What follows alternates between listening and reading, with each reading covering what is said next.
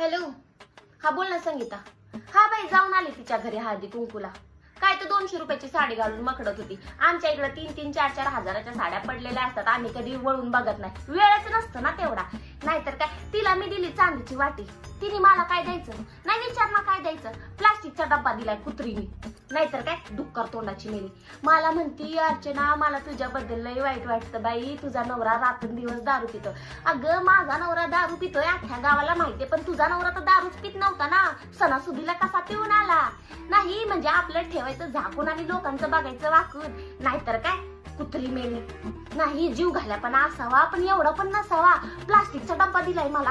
प्लास्टिकचा डब्बा नाही, खरं सांग. तुला चांदीची वाटी दिली काय? मग मला का दिला प्लास्टिकचा डब्बा?